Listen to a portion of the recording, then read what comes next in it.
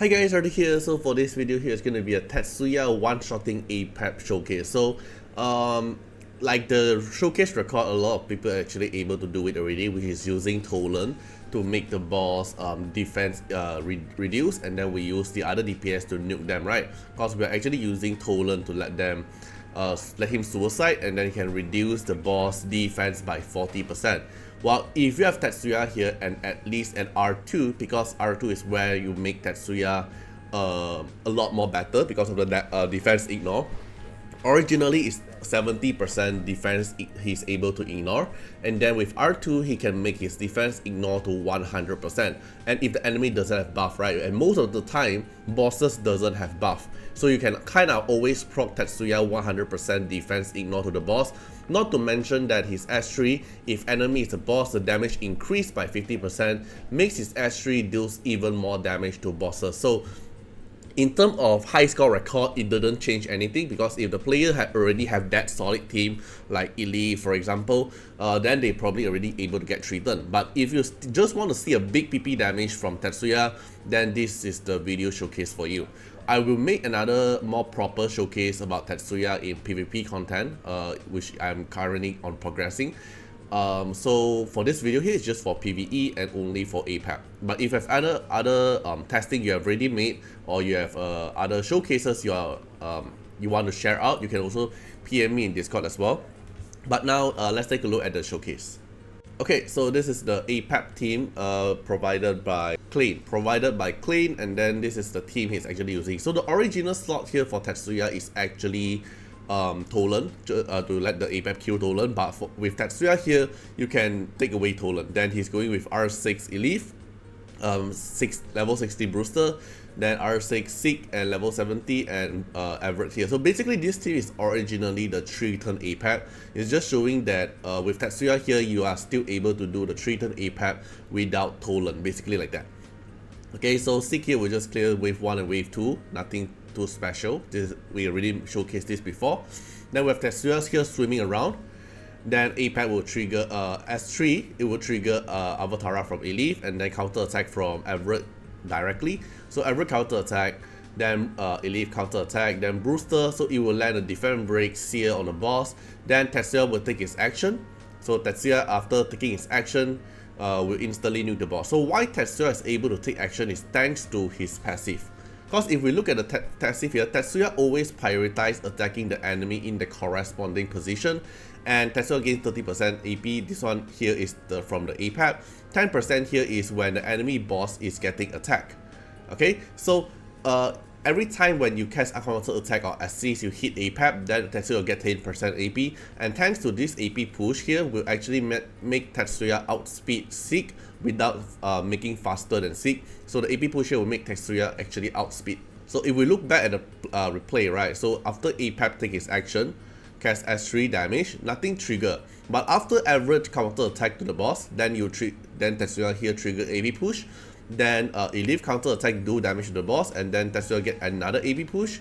Then Brewster S1 also trigger another AP push. So Tetsuya get 30% AP higher, so you can actually outspeed your other teammate and instantly cast S3 to Apep and do massive amount of damage. So this is actually pretty interesting, and it might actually be good for other bosses as well because of the 100% damage defense ignore.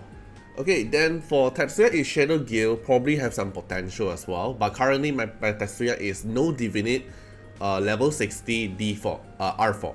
I'm not too sure if Tetsuya can actually replace and become a meta unit in Shadow Gale, but it's gonna be a decently good unit. So originally the slot here is gonna be Meta Drew, and the reason why we're using Meta Drew is to lower down the boss defense, right?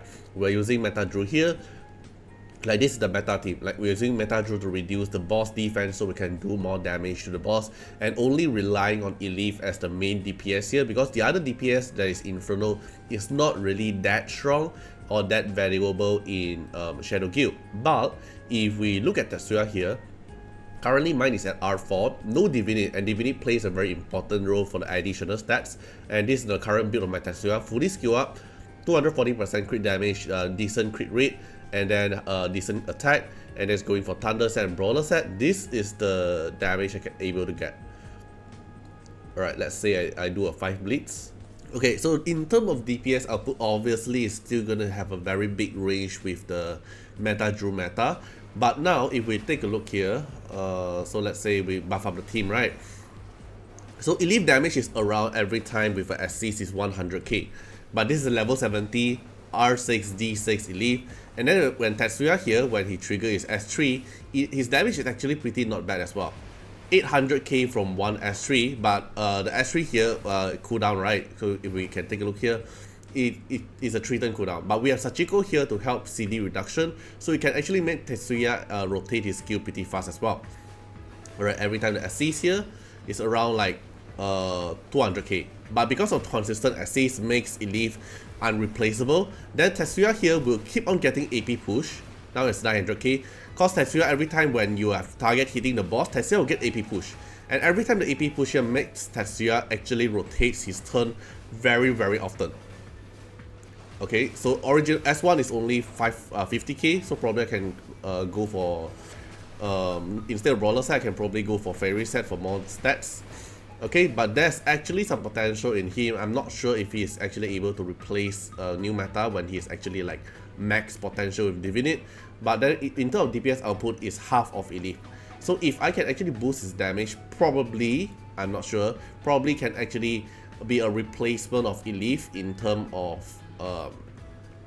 for those players who doesn't have R6 Elite. But just showing that he's actually a pretty decent unit for Shadow Guild, probably not until meta, but pretty decent enough. Not sure about Shadow Glow as well, but currently the only place in PvE that he shine the most is gonna be Apep. Then the other one probably have potential is gonna be Shadow Guild for the for Subtle Fantasy for the Dark Starlord. But this one here we have to wait for Dark Starlord to unlock and see if we can actually showcase it. So for now, Tetsuya I would say is a strong unit for PvE, but probably not until meta unit in PvE at the moment. Alright, we pretty much need more testing for time for Tetsuya to try out. Then for PvP wise, I have some showcase soon, so you can stay tuned for the PvP showcase about Tetsuya. So that's it. Hope you guys enjoyed the video and see you guys in the next one. Bye bye. Special thanks for the direct support on the YouTube membership. So for the benefactor of Artiar, which is Sky Elk, Trekcan, thank you so much for your support. And for the supporter or patron of Artiar, which is Louis Schneider, Agni, Wang Tamer, Ziggy, Kamaruki, Sunwaltz, Rimu, Chani, Antonio Winterspoon, Rocco Stendions, thank you so much for your support. And also special thanks to the Super Tanks MVP, HMZ Rings, thank you so much for your support. Special thanks for the direct support on the live stream super chat for the latest tag. Thank you so much for Code Wilderness, Calamity, Agni, Love Fatima, Fatima Little Underwear, Bloods, Riku Fred, Chani. Thank you so much for your support.